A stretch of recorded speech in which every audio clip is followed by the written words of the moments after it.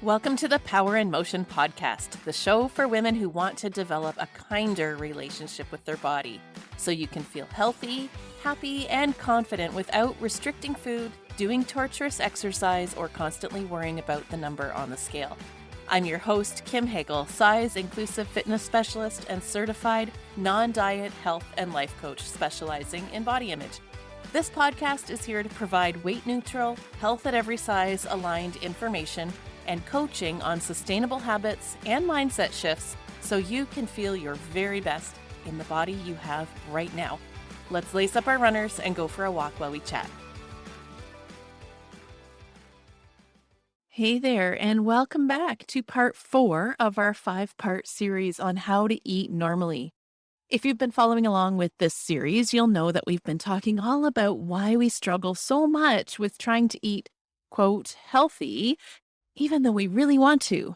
That was the theme of episode 53. And then in episode 54, I introduced you to the concept of intuitive eating and how it can help you shift from this place of restriction and out of control eating to feeling peaceful around food as you rebuild body trust.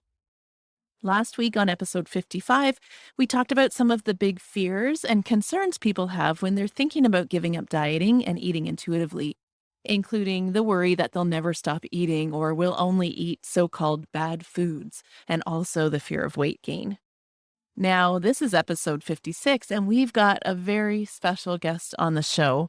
I always think it's helpful to hear from someone who's actually been there. So Stacey is a client of mine who's been practicing intuitive eating for a couple of years now. And in our interview, you'll hear how from the time she was in her early teens until her late 30s, she was either always on a diet or preparing for the next one. Stacey shares how she thought that restricting food worked because she'd always experienced short-term weight loss, but then would eventually feel deprived and would end up giving up and gaining the weight back, and she thought she had failed. But then in doing some reading, she realized that in fact, 95% of diets don't work long term. It wasn't actually her fault. And she knew in that moment that there was no end to this vicious cycle of restriction. It was not moving her closer to health, and it was only keeping her stuck in guilt and shame. So in this really honest and vulnerable interview, Stacey shares how she began the process of changing her relationship with food and how intuitive eating has transformed her life.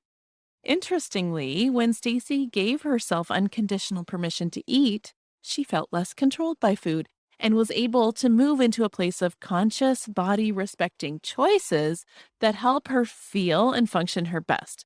She'll take you through the process of how she figured that all out and what she learned about herself in the process. So I hope that you enjoy, and if you relate to what Stacey's talking about here, know that I've got your back. I've been working to create something really special to help those of you who are ready to get off the diet cycle and rebuild body trust through intuitive eating. My Find Food Freedom course is launching this weekend. So it's a self-directed course with learning modules, workbooks, and journaling prompts to help you learn how you can make that shift, both in your mindset and in your eating behavior, so that you can say no more to restriction and learn to trust your body to call the shots. Both Stacey and I and all the other women that I've worked with needed support to learn intuitive eating. So if you're in that boat yourself, this is for you. If you're listening to this in real time, you can find out more about the Find Food Freedom course via my social media this week or in my Facebook community, the Joyful Movement Show community, or if you get my emails, there will be info sent to you there as well. Now, if you're listening to this later down the road, then you can visit my website for more info. There is special pricing available for the course this weekend, which is Black Friday if you're listening in real time. But you can access this course anytime by visiting my website or the link in my Instagram bio. All right, so let's hear from Stacey. Hey, Stacey, welcome to the Joyful Movement Show. It's such a pleasure to have you here today. Hi, Kim. Thanks for having me. No problem. I always think it's so helpful to have clients on the show, real life people, so that my listeners can really hear how the concepts that I talk here on the show actually apply in real life. And you have been practicing intuitive eating for quite some time. You've really like embraced that lifestyle, and I'd say had a pretty amazing transformation as a result. So I really appreciate you coming on and sharing your experience with that and your journey along the way. I think it's going to be a really valuable conversation. It's my pleasure. Great. Okay, so before we get into how you brought intuitive eating into your life, let's go back in time a little bit. Take us back maybe a couple of years. What would you say was your biggest struggle around eating or your relationship to food back before we met? I would say it was feelings of guilt, Mm, feeling like I should be eating healthier. I shouldn't be eating this. I should be eating that. And feeling like I just wasn't doing the right thing when it came to food and meals. Where do you think that guilt stemmed from? Well, I'd say social media, but I think it started even before that. There's just so much out there, TV, magazines, everything that's saying you should be eating healthy. You should want to cook great meals for you and your family. Hmm. But it's so hard. It's so hard when you're trying to do what other people are telling you to do. Yeah. What did you find the hardest? Like you would eat, quote, healthy. I always put healthy eating in air quotes because I don't like to label foods. But what did you find such a struggle with trying to do what you thought you should? Well, I was always trying to lose weight. Okay. That's the only reason I was trying to eat healthy, as you say in air quotes, um, because I thought I should be eating healthy so that I would lose weight and I would be more accepted. Okay. Okay. So then what would happen when you would try? Well, I would lose weight for a little bit, and Mhm. then I would feel so restricted, Mm, so deprived that I would go back to eating anything and everything in sight and feel like, oh, now I've just wasted all that energy, all that hard work, and now I'm gonna have to start over. okay. So would you say you found yourself on that vicious cycle? I talk about this quite often on my social media channels and on the show that I don't even like to use the word diet cycle because nobody thinks that they're on a diet anymore these days. But that cycle of like wanting to eat better and then feeling that initial reward that comes when you maybe lose a few pounds or you get some validation for losing a bit of weight, but then the deprivation sinks in and you feel like you're missing out on some things. So a little bit of those old habits start to return, and before you know it, you've lost all control with food, and then comes the guilt and shame that you've blown it once again and have to start all over again. That's exactly it. For the last 25 years, even, I'd say I was either on a diet or getting ready for the next diet. Ah. Mhm. Mhm. So how would you describe your relationship to food when all that was going on? How did you feel about food? Um, Scared of food in a Oh, way. really? Yeah. Yeah, I wanted to enjoy food, and there certainly were foods I enjoyed, but then I always felt guilty for eating them. And I'll just say pizza, for Okay. example. Okay. It tasted so good, but then after I ate it, I thought, oh, I shouldn't have eaten that. That was a bad food. Why did you eat three slices when you should have only eaten two or one and had a salad with it? Was always that kind of mentality that it was good and bad foods. And did you judge yourself as good and bad when you ate certain things? Oh, certainly. Like, why didn't I have the willpower to stop at two slices of pizza or whatever it happened to be? Mhm. Okay, so there was a fear around food. What were you afraid of? Well, that I'd gain more weight. Okay, and what would that mean about you? Well, at the time, I thought that that would mean I wasn't good enough. I wasn't doing the right things to be the right person, to look the right way. Mhm. And was there a belief that you had to be a certain weight to be, quote, "healthy"? Well, sure, Mhm. the old BMI chart. Like, if you weren't in that range, you weren't healthy. Right. Okay. So tell me how this all started to change. Was there one particular event or did it sort of evolve over time? Like, how did you begin to realize this just wasn't working for you anymore? I don't even remember how I first heard about intuitive eating, but I did. And then I started reading about it, and I read about the extremely high percentage of diets that fail. And you Yeah. probably remember off the top of your head. 95, 95. 95, yes. Mhm. And I thought because I had dieted and lost weight in the past that those diets had worked. Right. That is can we pause for a second because that's such an important point to bring up. Like I think that's a big thing that keeps us coming back and starting over again as we think, but it did work. It did work in the Mhm. past. I lost the weight. It did work. Oh, And we think it's absolutely. us. We think it's us who failed. Well, it's me who failed. I just stopped doing the things I was supposed to do and then I gained the weight back. But if I could only stick to it, it wouldn't fail. Oh, yeah, exactly. Like how many different diets and calorie counting and using apps for this and that and tracking everything. Mhm. It just didn't work when I actually thought about it, because if it had worked, I would have continued to do it and it wouldn't have felt like a diet. I wouldn't have felt restricted or deprived. But I think that was the big turning point, was just reading that sentence and thinking, "Oh, yeah, no, they actually didn't work. I might have had super short-term success or what I thought was success at the time, but Mhm. they actually didn't work." No. And also, it wasn't your fault. No. That's a really big one. That didn't sink in for a long, long time. Oh, no?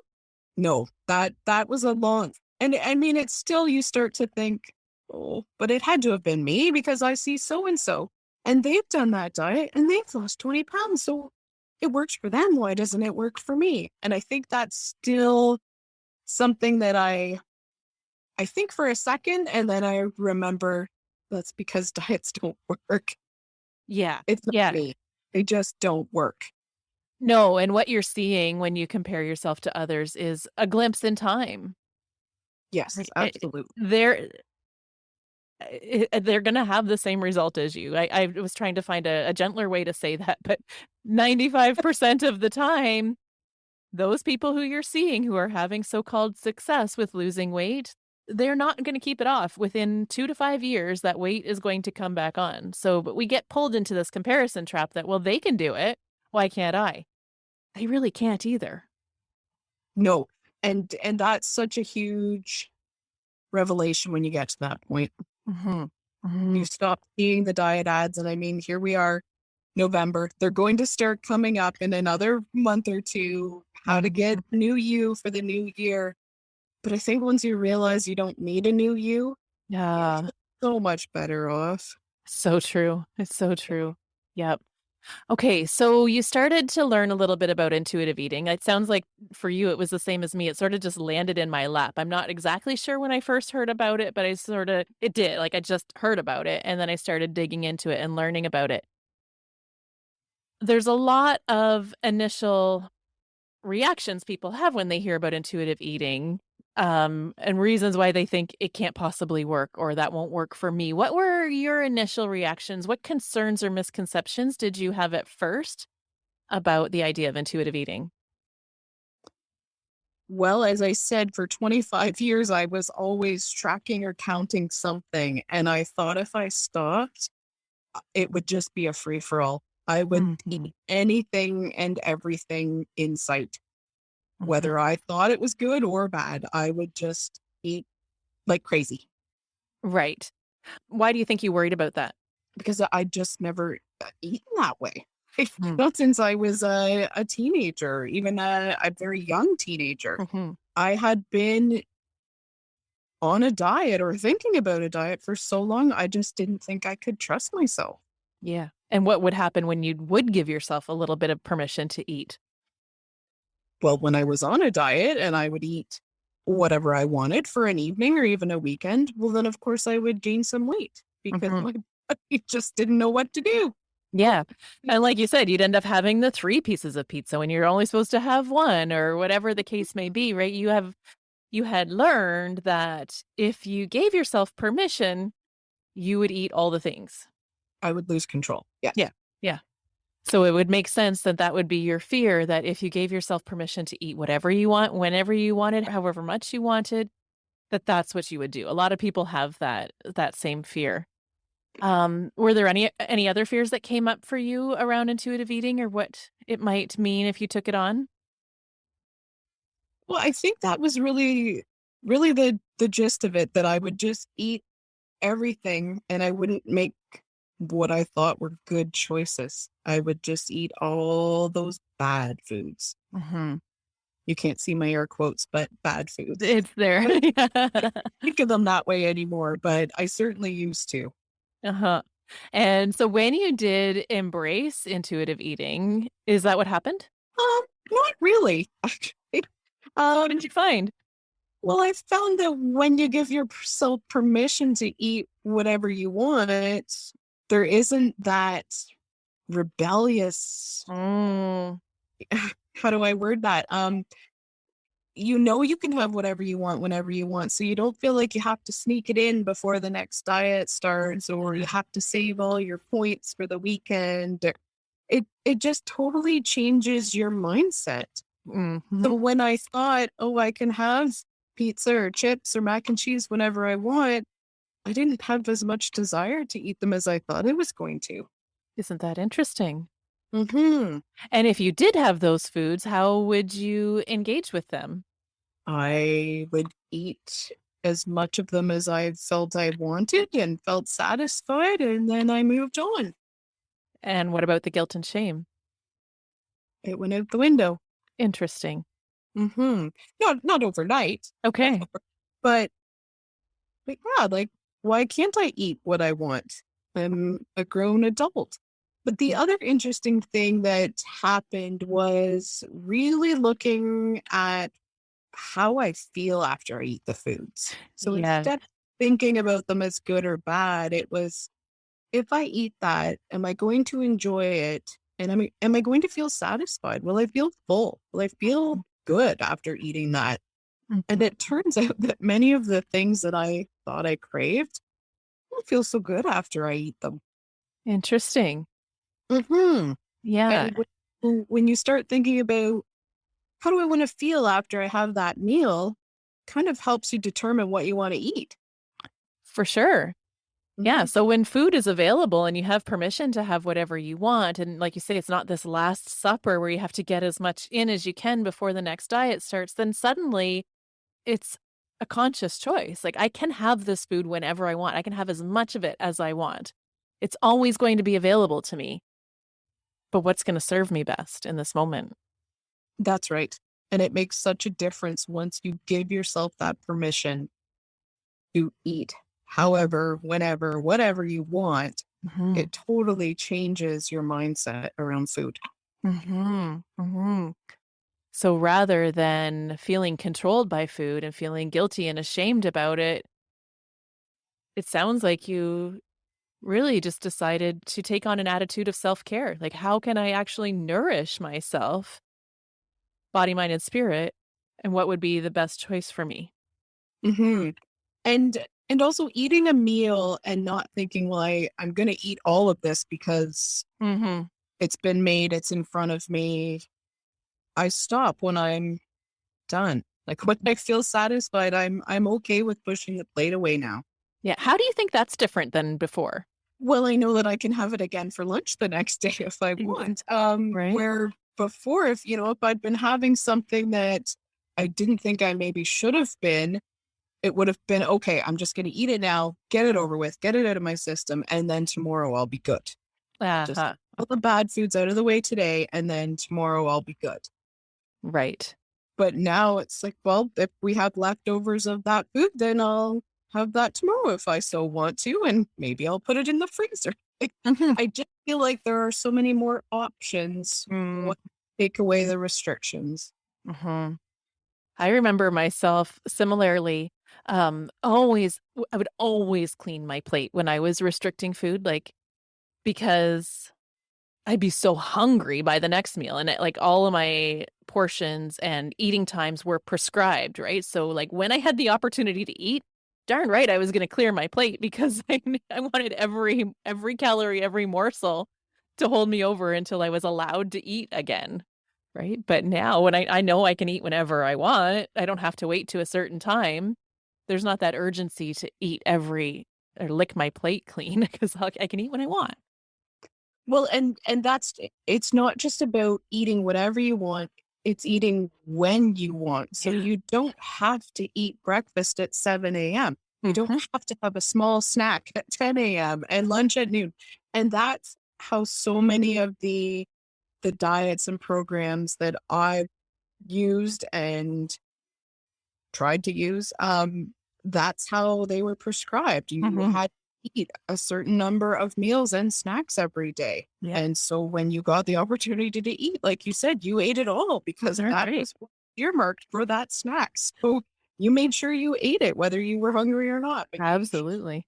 Usually you were, right? Because you're in a restricted state, so of course you're going to be hungry, but yeah, that's I think what has been one of my biggest learnings is like, that principle of feel your fullness. Like I never really Mm, felt full ever, so that took some practice to be able to like slow down and stop the meal when I was full, whether the plate was clean or not.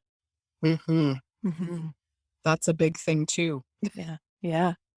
So, speaking of that, so we know there are 10 principles of intuitive eating, and most people don't take them all on all at once. It's a bit of a gradual progression and an unlearning of the things that you used to know and what you want now. What would you say were the first steps for you when you began intuitive eating? Removing all those apps from my phone. Oh, good one. Taking away that the opportunity even to track things, because even when I thought of myself as not on a diet, Hmm. I was still using a couple of different, and I won't name them, but apps that, they would track how much water did I drink, all that stuff. And I just deleted them. Like, away you go. I don't need to keep track of that. I'll know if I've drank enough water because I'll have gone to the bathroom enough to. Right? And I won't um, feel thirsty. that's right. And I probably won't get a headache in the middle of the afternoon. There's that too. Yes. So I just took away all of those temptations to track what I was doing, eating, drinking. Um, and I stopped reading the labels because I Okay. do not the ingredients. I still think those are important. But I stopped looking at those nutritional facts that are on a box or a bottle or whatever it is, because I don't actually care anymore how many calories or Mhm. how many carbs, fat, that type of thing. So those were my biggest steps, was just to stop looking at that and stop tracking things. Mhm. And what did you do instead? How did you begin to listen to your body to tell you what to eat? I just decided, well, I'm not going to eat unless I'm hungry. Okay. That was another big step. And I had also done fasting before in the past, Mhm. and I found that I'm actually not hungry first thing in the morning. So, Okay. so forcing myself to eat what was a healthy breakfast when I was on a diet, like, well, I didn't really need to do that because I'm not hungry first thing in the morning, and I'm still not. So I don't eat breakfast until I'm hungry. I have coffee first thing in the morning, but Mhm. I just don't eat until I'm ready to. That's Now, interesting that you brought that up because, I mean, we are all different. I wake up in the morning and I gotta eat as soon as my feet hit the floor. But it's interesting that, when you evolve into your intuitive eating journey and you figure out what works for you, it might look similar to a diet you've tried in the past, right? Like intermittent fasting, but it's on your terms. that's right. It's because it's what right for you and your body's telling you. And I suppose maybe it's a little easier for me than it may be for some. I'm here by myself all day. So I don't have kids or a spouse or partner that, I'm trying to plan a meal around, Mhm. which makes it a little trickier, gives another layer to it. But Mhm. it is interesting if you stop forcing yourself to eat at a certain time because of what the clock says, what you'll find you're actually hungry for. Yeah. It doesn't have to be what you thought it was. Right. Yeah. And breakfast doesn't have to look like breakfast. It doesn't. And because I mean, I don't eat breakfast in the morning. We quite often have what is considered breakfast for supper Okay. nights because that's when I feel like I want that much food. Mm-hmm. And it's quite enjoyable at 5:30 at night. I agree. I quite like breakfast for dinner. It's one of my favorite things. Okay, so you started by deleting the apps, deleting the tracking, and just tuning into your own hunger, fullness, and satisfaction signals. We haven't really talked about satisfaction, but what did you notice about your feelings about food when you gave yourself permission to eat? I noticed that I feel the most satisfied when my plate has color on it. Oh, There's variety in my meals. Um, and when I mean, we talk about balanced plates in dieting, but I think that also applies to just feeling good too. Like I feel good when I have some protein and some carbs and some vegetables. mhm. That just is satisfying to me. I feel good eating it and I feel good after. Perfect.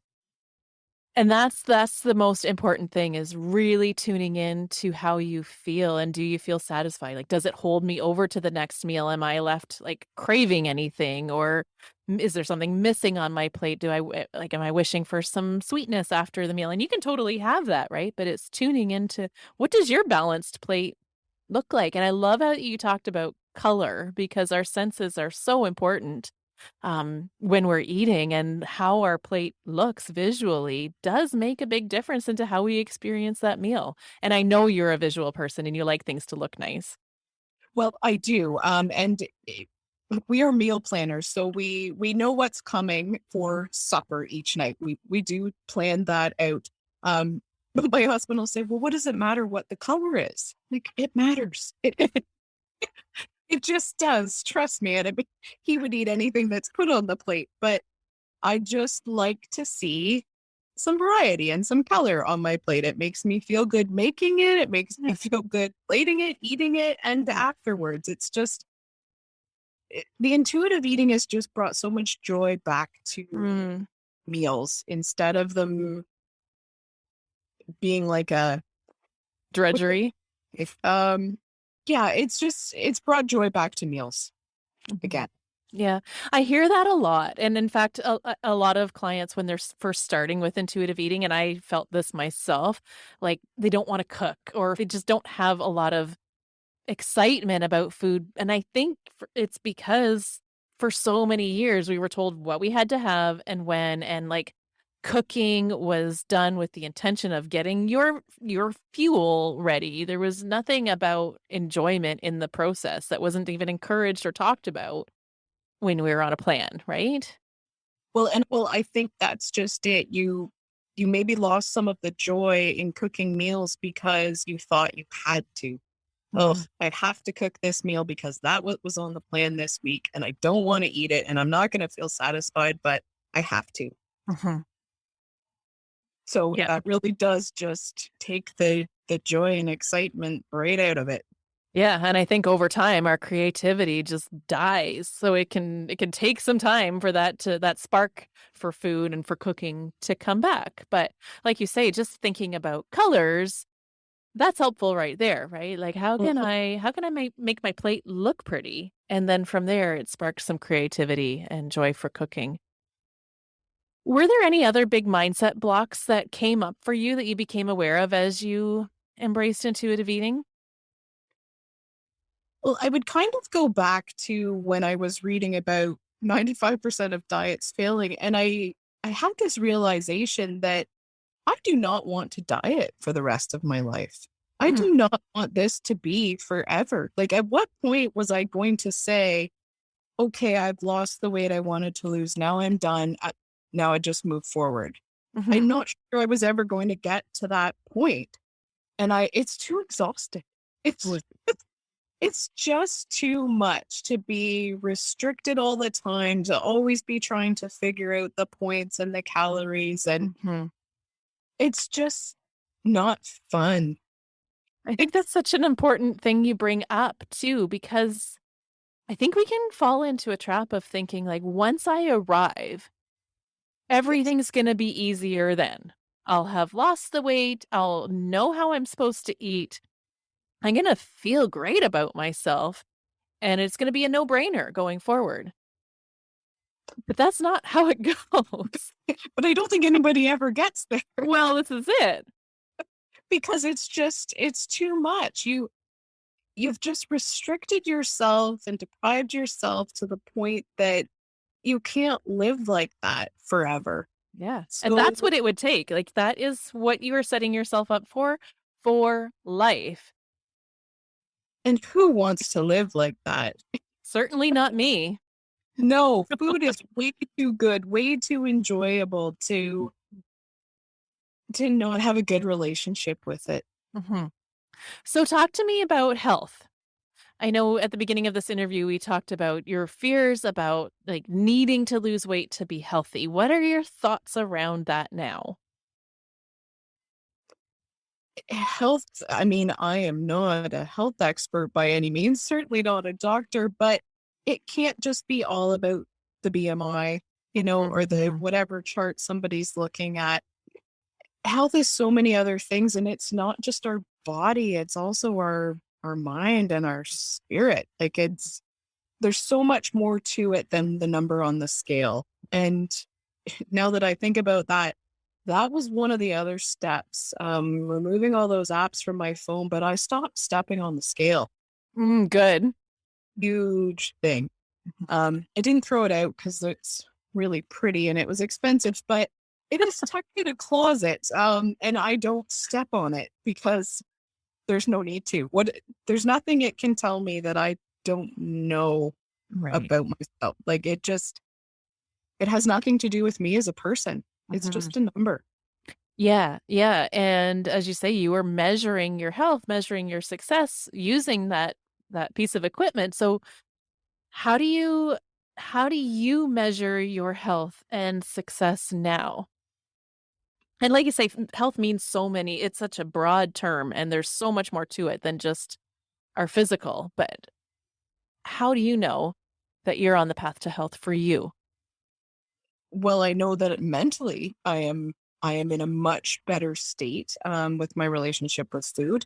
I don't consume my thoughts with it, trying to think about Mm, what's the ill gonna be. And it also plays into movement. Like I stopped tracking how many steps I'd taken each day, and like mhm, because that just doesn't matter. At the end of the day, it's how we feel. mhm, mhm, And I feel so much better. I feel so free mhm. not being on a diet. Yeah, 100%. Would you say that's your biggest win since embracing intuitive eating, or is there something else? I think the freedom and trusting myself, trusting Mm, my to tell me what I need. yeah. Mhm. And I think the 2 go hand in hand, like, there is so much freedom in being able to trust your body and your intuition to guide you as opposed to trusting a set of rules or an app or something else to tell you whether you're getting it right and always feeling like you're getting it wrong. Yes, I had a friend say just the other day, I wish I could eat whatever I want. And I said, but you can. Like what unless you truly have a health reason or a An allergy or something. to food, you can actually eat whatever you want. And I think it was eye-opening to her Mhm, because I like me, she has been dieting for years, always thinking about if I could just lose those last 15 pounds, then mhm. dot dot dot. But why can't you have dot dot dot now? What does it have to do with 15 pounds? Such an important statement, right? Like, we literally put our lives on hold until we get to a certain place. Like, we think that we have to look a certain way before we can have the things we wanna have in life. So, that was a question I wanted to ask you is what's become available to you, or what are you using your mental energy for now? How are you living that now life that you thought was a down the line thing when you lost the weight in the past? Well, I just don't wait for things. If I wanna go for something now, I go for it. And, like I said, we still meal plan, so I do that because I like to feel organized. I'm not doing that because I need to know how many calories are in supper so that I Yeah, can plan my breakfast and lunch. It's just so that we know what to thaw out the night before. sure. Um, but I plan our meals around, what we enjoy, what's gonna make us feel satisfied, what we have time for that night. I don't plan them around what's good and bad, what the calorie and point count is. And I think I stopped waiting for the when I lose to Yes. happen because I don't need to lose any weight for the things I wanted to have happen in my life. Mhm. Mhm. It wasn't going My life wasn't going to change even if I did lose weight. Yeah, I it won't automatically, right? Like you've No. learned that it doesn't matter what you do or what results you get. You don't feel differently until you decide to think differently. That's right. Right? Our they're very powerful. Mhm. Yeah, Mhm. and That as we could long podcast on that. oh, yeah. Yeah, we could. We and maybe we will. I'm always talking about the power of our thoughts, but, as long as all of our thoughts are about food and obsessing over food and is it right? Is it wrong? Am I following the rules? Am I doing it? Am I being good? Am I bad? When we're spending all of our time thinking about food and following rules and doing it right or doing it wrong or how our life is gonna be different once we finally get to the weight we wanna be, we can't think about the things in life that really matter, right? So tell me, maybe this is a tough question for on the spot, Stacey, but what do you think you really had to change in your thoughts so that you could have your future life today? Hmm. Yep, that's a tough on the spot question. I think the biggest thing for me was feeling like I was good enough the way I am. Ah, yeah. That there wasn't a need to change my appearance to make me a better person. I'm already a good person. Yeah. Yeah.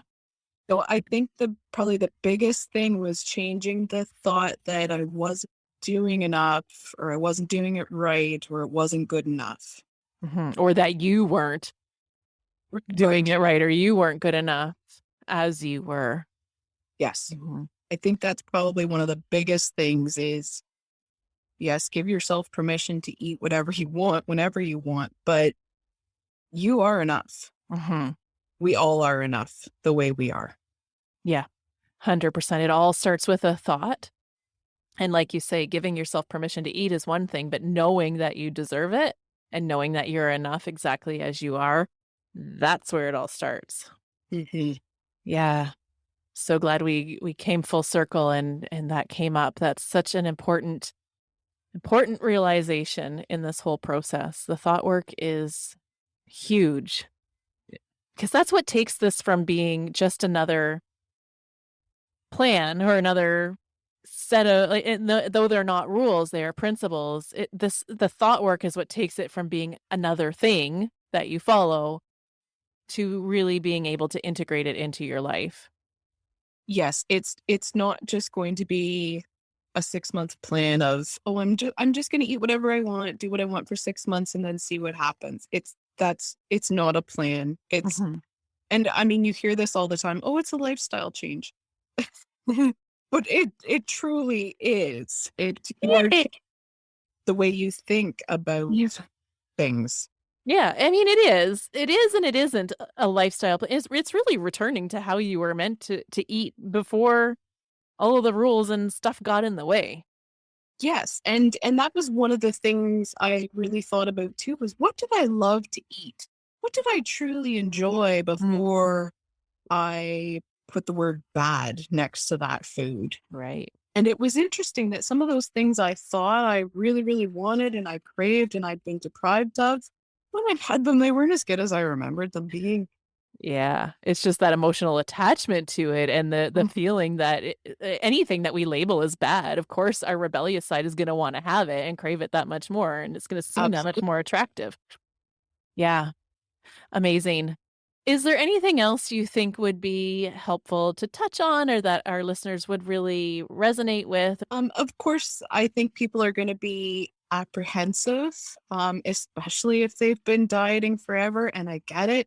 I was too. It scared me, but oh, it was so worth it. Mm, And I'm still learning. I mean, I first read about intuitive eating probably getting on 2 years ago mhm, now. mhm. And I'm still learning what I enjoy, what makes me happy and satisfied. But it's just been so worth it to have the freedom and to take that scariness, all that planning, all that worrying about food away and to just go back to enjoying food like we did when we were kids and we didn't think about it. Yeah, 100%. Good, good. Well, Stacey, thanks so much once again for coming and sharing your insights here on the show today. I know this will really resonate well with the people who are listening and hopefully clear up a lot of misconceptions that they have and give them the courage to, like you say, try it out. Yes, I certainly hope so. I mean, I've never looked back. I've been so happy that I learned about intuitive eating. Yeah, it's kind of like once you take it on, you can't look back really. Once you experience that freedom and how peaceful it can be around food, why would you want to go back? I don't. And I don't think anybody else will. I think once you learn to trust yourself, you'll find such freedom that you won't go back. You won't look back. Mhm. 100%. All right. Well, thanks so much for taking the time today. I really appreciate you being here on the show, Stacey. My pleasure. Thank you, Kim. Well, that's it for today. I hope you enjoyed that conversation. Stacey's got a real way of telling things as they are, and I really appreciate her willingness to be on the show, and I hope her words have inspired you. Next week, we'll be wrapping up this series on how to eat normally with some tips and tricks about how to navigate the holidays using intuitive eating so you can avoid the whole new year, new you shame trap and approach 2022 with the mindset that maybe this will be the year that you declare no more diets. In the meantime, you can stay connected on my social channels at Radiant Vitality Wellness or come join us inside my free Facebook group, the Joyful Movement Show Community. That's where you can hear more about the Find Food Freedom course. So go check that out if you're ready to give up restriction and eat normally without fear. If you loved this episode, please share it and tag us so we can thank you or leave us a review on Apple Podcasts. Reviews and shares are the love language of podcasting and really help move the show up the rankings so other women can hear these messages. So those are greatly appreciated. All right, we will see you back here next Monday for more non diet motivation. In the meantime, be well, and here's to your radiant vitality. Thanks for tuning into the Power in Motion podcast today. If you love what you're learning here, then I invite you to take the next step of embodying these concepts into your own life so that you can live your healthiest, happiest life and never again feel held back by your body. Coaching is the fastest, most efficient pathway to taking what you know in your head to actually applying it and seeing results. Whether you're looking to make changes around movement, food, body image, or all three, I'm here to help you nurture a kind, respectful, and trusting relationship with your body so you can feel your very best. Click the link in the show notes to book a free consultation, and together we'll uncover what's getting in the way of you having the results you want. You'll leave this call knowing exactly what you need to work on, and together we'll explore whether one of my coaching offers is a good fit for you. I can't wait to meet you.